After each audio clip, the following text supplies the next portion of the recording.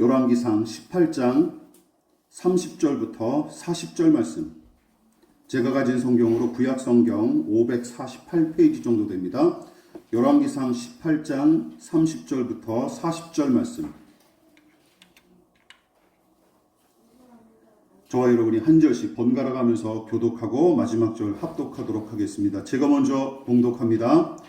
엘리야가 모든 백성을 향하여 이르되 내게로 가까이 오라. 백성이 다 그에게 가까이 가매 그가 무너진 여호와의 제단을 수축하되 야곱의 아들들의 지파의 그들을 따라 엘리야가 돌 12개를 취하니 이 야곱은 옛적에 여호와의 말씀이 임하여 이르시기를 내 이름을 이스라엘이라 하리라 하신 자더라. 그가 여호와의 이름을 의지하여 그 돌로 제단을 쌓고 제단을 돌아가며 곡식종자 두세 알을 둘 만한 도랑을 만들고 또 나무를 버리고 송아지에 각을 떠서 나무 위에 놓고 이르되 통 넷을 물을 채워다가 번제물과 나무 위에 부으라 하고 또 이르되 다시 그리하라 하여 다시 그리하니 또 이르되 세 번째로 그리하라 하여 세 번째로 그리하니 물이 제단으로 두루 흐르고 도랑에 물이 가득 찼더라. 저녁 소재 드릴 때에 이르러 선지자 엘리야가 나아가서 말하되 아브라함과 이삭과 이스라엘의 하나님 여호와여 주께서 이스라엘 중에서 하나님이신 것과 내가 주의 종인 것과 내가 주의 말씀대로 이 모든 일을 행하는 것을 오늘 알게 하옵소서. 여호와여 내게 응답하옵소서. 내게 응답하옵소서. 이 백성에게 주 여호와는 하나님이신 것과 주는 그의 마음을 되돌리심을 알게 하옵소서 하며 이에 여호와의 불이 내려서 번제물과 나무와 돌과 흙을 태우고 또 도랑의 물을 핥은지라. 모든 백성이 보고 엎드려 말하되 여호와 그는 하나님이시로다. 여호와 그는 하나님이시로다 하니 다 같이 엘리야가 그들에게 이르되 바알의 선지자를 잡되 그들 중 하나도 도망하지 못하게 하라 하매 곧 잡은지라. 엘리야가 그들을 기손 시내로 내려다가 거기서 죽이니라. 아멘. 말씀의 제목을 다 같이 한번 읽어보시겠습니다. 자, 시작. 그가 여호와의 이름을 의지하여, 그가 여호와의 이름을 의지하여라는 제목으로 하나님 말씀 전하도록 하겠습니다. 중요한 내용이니까 계속 중요한 내용이 이어집니다. 특별히 유심히 잘 들어주시기를 부탁드리겠습니다. 우리는 지난 설교를 통해 아합과 북이스라엘 백성의 영적 상태를 살펴봤고 더불어 바알과 아세라 선지자 850명이 열광적인 희생으로 제사하는 광경이 오늘날 기독교회의 예배와 어떤 면에서 유사한지 살펴보고 진단했습니다. 엘리야가 백성을 향해서 너희가 섬길 신을 오늘 선택하라 하고 호되게 꾸짖으며 도전했으나 오랜 가뭄과 기근으로 먹고 사는 일에 급급했던 북이스라엘 백성은 영적 문제에 관해 도통 관심이 없었고 더 나아가 이 대결의 추이를 지켜보고 난 뒤에 선택할 요량으로 머뭇거렸을 뿐입니다. 물론 아합 왕은 더 가관이었죠. 오히려 그는 엘리야의 제안을 적극적으로 받아들여서 영적 대결의 장을 마련해 줬을 뿐만 아니라 무수한 인력을 동원하는 일도 마다치 않았는데 그 속내는 그것이죠. 불로 응답하는 신이 누구인지 확인함으로써 어떻게든 이 재앙을 벗어나고 싶다는 계산에 엘리야의 제안을 받아들였던 것입니다. 그러니까 아합과 북이스라엘 백성은 따르고 섬기고 의지할 신을 찾기 위해서 이 대결을 벌인 게 아니에요. 실상은 오랜 가뭄과 기근을 해결해 줄 능력이 있는 신, 즉 그들에게 다시금 풍요와 안정을 가져다 줄 신이 누구인지 찾기 위해서 판을 벌였을 뿐입니다. 이기는 편, 내 편, 이제 그것을 가늠하기 위해서 이 판을 벌인 것뿐이죠. 또한 바알과 아세라 선자들이 제사하는 모습도 우리는 주목했었는데 그 제사에 깃든 이방신 선지자들의 열심, 열정, 수고, 헌신, 지극정성 등의 태도와 이 요소가 우리가 예배할 때마다 늘 강조하고 추구했던 덕목이 아니겠습니까? 그들의 제사에 근데 이게 고스란히 나타났던 까닭에 이 요소만 중요하게 여기고 강조하는 것은 우리가 오히려 지양하고 경계해야 마땅하다고 지적했습니다. 참 아이러니한 일이죠. 우상 선지자들이 제사하는 이 바알과 아세라가 엘리야가 어떤 신인지 그들의 제사에서 도무지 찾아볼 수가 없어요. 어찌 보면 당연합니다. 왜냐하면 그들의 제사는 제사하는 인간의 바람만 중요할 뿐이기 때문이죠. 그저 우상 숭배자들의 열정과 열광만 난무하고 신이 제 뜻대로 움직여주기를 바라며 자해까지 일삼는 제사, 신의 응답을 바라고 부르짖어 기도함으로써 영적인 유익을 누리기는커녕 정작 제사를 드리는 당사자가 소비되고 허비되기 일수인 예배, 엘리야는 그런 제사를 조롱했습니다. 그리고 지금도 마찬가지겠죠. 하늘에서 지켜보면서 조롱하는 제사가 있을 거예요. 엘리야가. 결국 열광과 열정으로 가득했던 그들의 제사는 허무하게 막을 내렸고 이제는 하나님 편에 섰던 엘리야가 제사할 차례였습니다. 그렇다면 우리는 엘리야가 여호와께 올려드린 이 제사를 통해 우상 숭배자들의 제사와 구별되는 진정한 예배의 요소와 중심이 무엇인지 함께 살펴볼 예정인데 오늘과 다음 주에 걸쳐 두 주에 걸쳐서 살펴볼 예정입니다. 자, 우선 엘리야는 무너져 내린 여호와의 제단을 다시 쌓아올리며 제사를 시작하죠. 이 부분이 의미심장합니다. 왜냐하면 엘리야가 아합에게 굳이 갈멜산에서 영적 대결을 제안했던 이유가 여기에 등장하기 때문이죠. 여러분, 아마도 오래전부터 이곳 갈멜산에서 여호와 하나님께 제사를 올려드린 적이 있었던 것 같아요. 오래전에 이 갈멜산에서 말이죠. 그런데 북이스라엘의 초대왕 여로보암이 금송아지 제단을 베델과 단에 만들어 섬기면서부터 이 갈멜산에 만들어졌던 제단은 점차 백성들에게 외면당하고 그로 말미암아 아합이 통치할 즈음에는 완전히 무너져 내려버린 채 유적지처럼 흔적만 남았던 게 틀림없습니다. 원래 이스라엘 백성이 하나님을 제사했던 장소인 이 갈멜산, 그러니까 엘리야는 그곳에서 다시 여호와 하나님을 제사하고 높여드림으로써 무너진 제단만큼이나 무너진 이 백성을 회복시키겠다는 의도로 이 산을 선택했던 게 틀림없어요. 이 무너진 곳에서 다시 하나님의 영광을 재현하자라는 이 계산이었던 것이죠.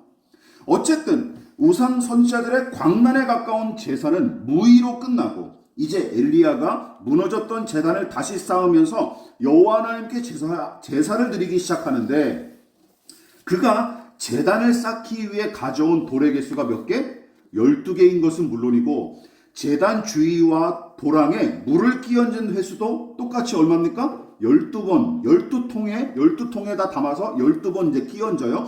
본문은 그 이유에 대해서 다음과 같이 간략하게 설명합니다. 자, 열왕기상 18장 31절 같이 읽어볼까요? 시작!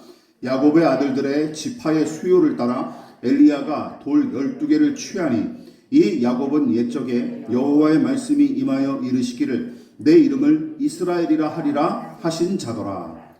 야곱이란 사람은 두 아내와 두 첩, 4명의 부인이 있었죠. 그들을 통해 12명의 아들을 낳았고 훗날 그들은 이스라엘 각 지파의 시조가 되죠. 물론 야곱의 12아들이 이스라엘 12지파의 시조이자 민족적 틀을 형성한 사람들이긴 하지만 그보다 더 거슬러 올라가면 증조부인 아브라함이 그들의 뿌리이자 믿음의 시조인 셈이죠. 엘리야가 기도할 때 그래서 하나님을 가리켜서 뭐라고 부릅니까? 36절에 아브라함과 이삭과 이스라엘의 하나님 여호와로 부른 이유도 같은 맥락이에요. 자, 어쨌든 결국은 이 나라가 어디서부터 시작되었고 누구로부터 말미암았는지 그리고 이 백성은 무엇을 의지하고 따라야 하는지 상기시키기 위한 목적으로 뭘 한 거예요? 굳이 12개의 돌로 제단을 쌓고 더 나아가 불이 붙어야 될 제단에 12통의 물을 뿌려 적신 것이죠. 그리고 기도할 때는 더 노골적으로 굳이 하나님을 가리켜 뭐라고 부른 거예요? 아브라함과 이삭과 이스라엘의 하나님으로 부르면서 기도했던 것입니다. 그러니까 엘리야는 이 무너진 여호와의 제단을 다시 쌓아 올리면서 아합 왕과 이 백성에게 이렇게 시위하는 거예요. 잘 들어보십시오. 우리가 누구의 후손이냐 하는 것이죠. 우리가 누구의 후손이냐, 그리고 우리 조상을 선택하고 부르신 이가 누구냐? 갈대아 우르 땅을 떠나 나그네처럼 떠돌던 우리의 시조 아브라함을 부르시고 그를 복받은 자로 삼으신 신이 누구냐라는 것이죠. 여호와 하나님이 우리를 지으시고 당신의 백성으로 삼으시지 않았느냐? 그런데 너희는 여호와 하나님을 버리고 바알과 아세라 따위를 섬기고 있지 않느냐? 라고 이 제단을 통해, 제단을 수축하는 과정을 통해서 보여주고 있는 거예요. 여러분, 결국은 이겁니다. 하나님께서 당신의 백성으로 삼으시고 복의 근원으로 삼으신 민족, 하나님께서 친히 당신의 율법을 가르치시고 기도하면 가까이 하시는 민족, 분열된 왕국과 상관없이 여전히 12지파 모두의 주인이신 하나님, 즉 그들의 기원과 시초가 어디서부터인지, 누가 지금까지 이 나라 이 민족을 붙드셨는지 이 제단에서 드리는 이 제사를 통해서 상기하고 확인하기를 바랐던 것입니다. 그래서 12개의 돌과 12통의 물이 필요했던 거예요. 정성이 아니라 그게 필요했던 거예요. 12개의 숫자, 10이라는 숫자가 그래서 필요했던 것입니다. 이 광경을 지켜봤던 백성이 무슨 생각을 할까? 이거를 생각하게 하려고 하는 거예요.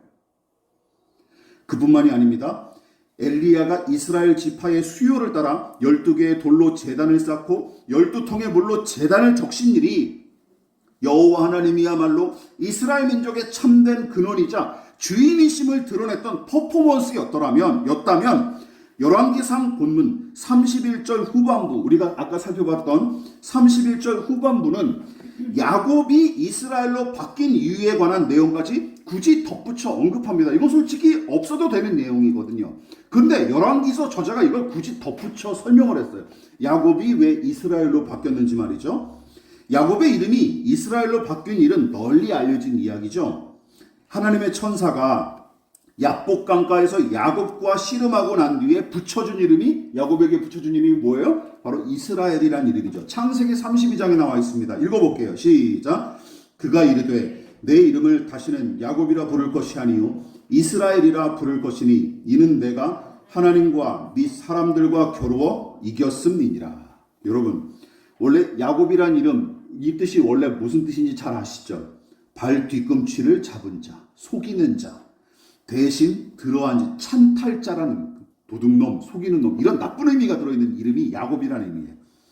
이 이름을, 그런 이름을 의미하는데 그는 자신의 이름에 걸맞게 어떻게 살아갑니까? 아버지 이삭과 형 에서를 속이고 장자권을 뺏어서 달아났으며 그보다 더 악랄한 삼촌 라반의 집에서 20년 동안 개고생하다가 결국은 삼촌까지 속이고 고향으로 돌아오는 길에 하나님의 천사를 만나죠. 거짓말로 점철된 인생이 바로 야곱의 인생이에요. 거짓말로 점철된 인생. 사기꾼이죠. 그러니까 쉬운 말로 사기꾼. 그런데 하나님의 천사를 만나서 부여받은 이름이 뭐예요? 바로 새 이름이 이스라엘이라는 이름입니다.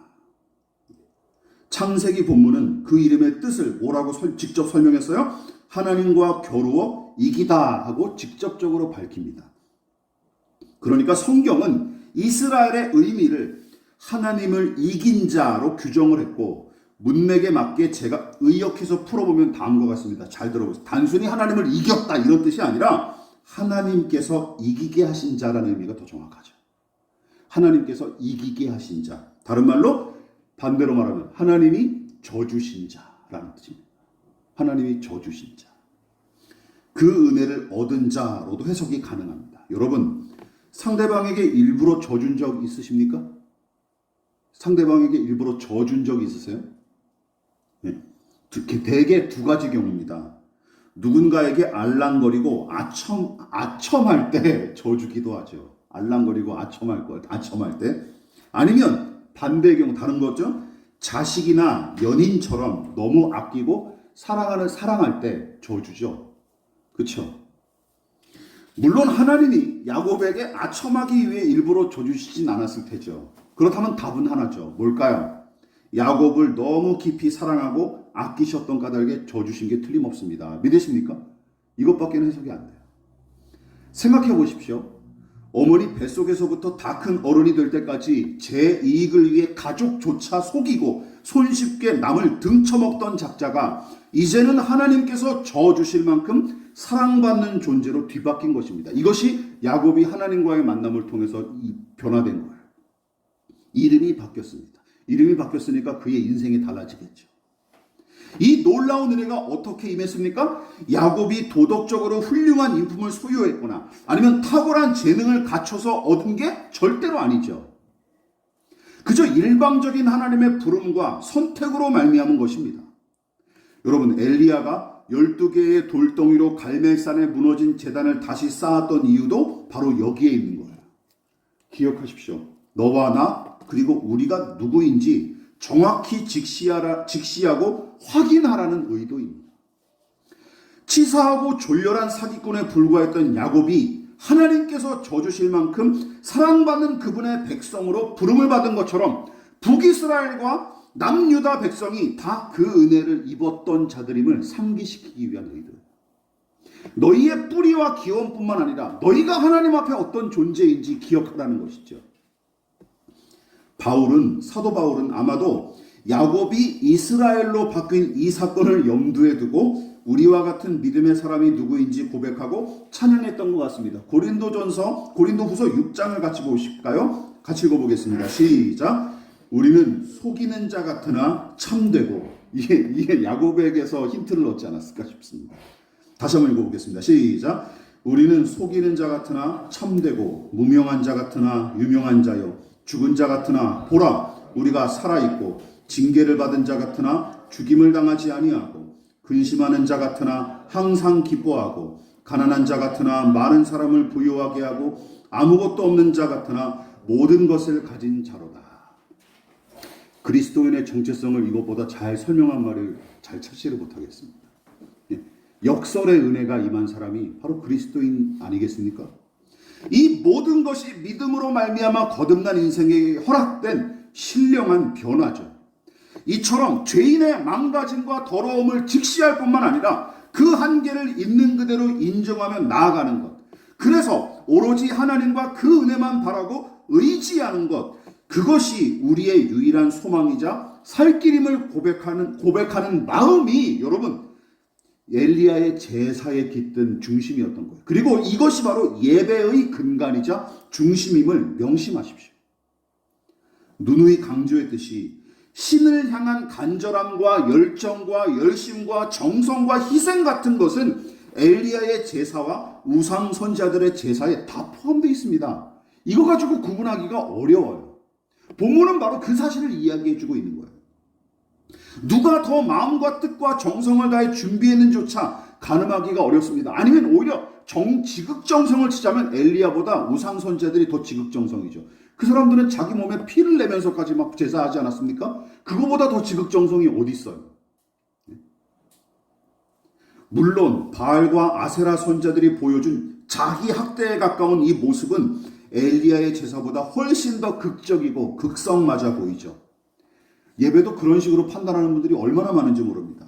그러므로 어디가 더 열정적인가? 잘 들어보십시오. 어디가 더 열정적인가? 누가 더 정성스럽게 열심히 준비했는가 하는 기준으로 진짜 예배와 가짜 예배를 나누는 것은 논리적으로도 맞지 않은 분들어 유치하기 이를 데 없는 지심을 명심해야 됩니다. 그런 것으로 예배의 진위를 판가름하면 안 되는 거예요.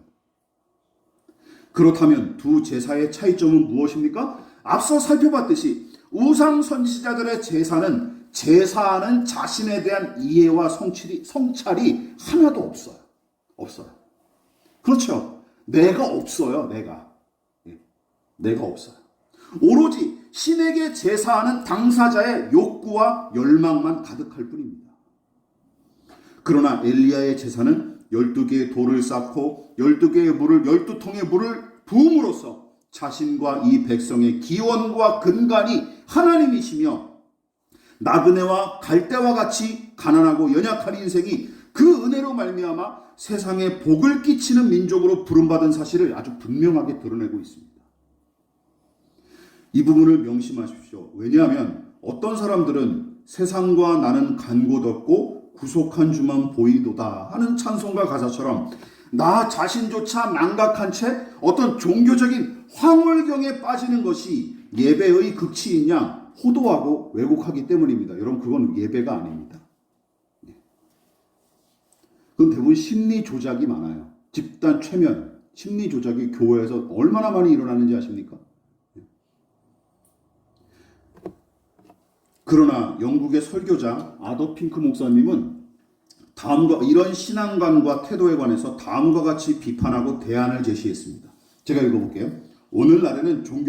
오늘날이라 봤자 이분 1950년도에 돌아가셨어요. 그러니까 20세기 초의 영국 상황을 얘기하는 거예요. 그때나 지금이나 똑같았던 거죠.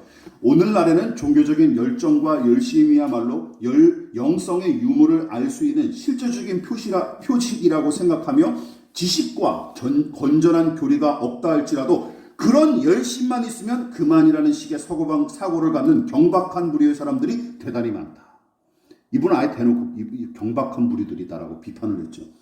그리스도의 사역자들은 잘 들어보십시오. 듣는 자들의 양심과 그들의 이성과 마음에 호소해야 한다. 왜냐하면 그렇게 해야만 진리를 적절히 전달할 수 있으며 인간의 영혼의 주 기능을 발동시킬 수 있으며 그리하여 그들에게서 여호와를 향한 분명한 결단을 기대할 수 있기 때문이다. 지정의 이 모든 것에 호소하는 사역자야 된다는 것이죠. 감정만 자극시키면 안 된다는 거예요. 인간의 의지와 감정만 강조하는 자들을 향해 경박한 무리의 사람들이라고 비판한 말을 보십시오. 물론 이성만 강조하는 것도 똑같이 비판받아 마땅하죠. 하지만 오늘날 많은 목회자가 성경을 깊이 있게 묵상하고 해석하기보다는 재미와 감동을 주는 예화로 시간을 채우거나 개인의 개똥 철학을 설교랍시고 읊어대며 날로 먹는 교회의 현실은 아더 핑크 목사님이 목회하던 20세기 초중반의 영국이나 작금의 한국 교회가 비스무리했던 것 같습니다. 예. 왜 사람은 변하지 않으니까요. 늘 같은 일이 똑같이 벌어지잖아요. 역사와 문화와 시대를 막론하고 말이죠. 오죽하면 미국 성공의 주교를 지내셨던 존 쉘비 스퐁이라고 하는 목사님은 이렇게 얘기하셨을까요? 같이 읽어볼까요? 자, 시작. 머리가 거절하는 것은 결코 가슴이 예배하지 못한다. 뇌를 빼놓고 예배하면 다 쓸모없다라는 거예요. 저도 동감하고 철저히 동의하는 내용입니다. 물론 이분은 약간 진보적인 신학자 분이긴 하시지만 이쯤에서 우리 예수님은 어떻게 하나님을 예배하고 경배했는지 그분께 기도했는지 생각해 보십시오. 여러 가지로 우리는 예수님의 예배와 경배에 대해 이야기할 수 있지만 한 가지는 분명합니다. 여러분, 바알과 아세라 선지자들처럼 뇌를 빼놓은 채로 하나님 아버지께 예배하거나 기도하신 적이 예수님께 있습니까? 그런 적 없으세요. 없어요. 그렇죠? 사복음서에 어디 나와 있습니까? 그런 모습이. 오늘 본문의 우상 선지자들처럼 광신 미친 사람처럼 그렇게 예배하는 모습이 사복음서에 어디 나옵니까? 높으신 아버지 하나님의 아들이지만 죄인과 같이 낮아진 자로서 창조주이자 만왕의 왕이시지만 세상 죄를 짊어진 어린 양이심을 예수님은 스스로 잊지 않으셨습니다. 믿으십니까? 그 사실을 늘 인지하고 하나님께 기도하시고 예배하셨어요. 늘 아버지 하나님 앞에 서 계셨던 예수님을 생각하는 신자들이라면 우상 숭배자들의 제사와 다를 바 없는 예배가 얼마나 흉물스럽고 흉측한 것인지 이해하고도 남을 것입니다. 마지막으로 한 가지가 더 남았습니다. 이 부분을 우리가 함께 살펴보도록 하겠습니다. 엘리야는 여호와 하나님이야말로 이 나라의 기원이자 근간임을 밝힘과 동시에 볼품없는 이 민족을 복의 근원으로 삼으신 은혜를 힘입어 이스라엘의 역사가 면면이 이어진 사실을 갈멜산에 제단을 쌓고 거기에 제사하는 행위로 분명히 보여주고 있습니다. 그러나 엘리야는 그 정도로 만족하지 않죠. 그가 제단과 제물을 다 준비한 뒤에 하나님께 기도한 내용을 살펴보십시오. 36절에서 엘리야 자신과 북이스라엘 백성의 정체성이 무엇인지 여기에 또 한 번 드러납니다. 같이 읽어보겠습니다. 시작. 저녁 소재 드릴 때에 이르러 선지자 엘리야가 나아가서 말하되 아브라함과 이삭과 이스라엘의 하나님 여호와여 주께서 이스라엘 중에서 하나님이신 것과 내가 주의 종인 것과 내가 주의 말씀대로 이 모든 일을 행하는 것을 오늘 알게 하옵소서. 엘리야가 여호와 하나님을 향해 뭐라고 얘기합니까? 자기 자신을 누구로 소개해요?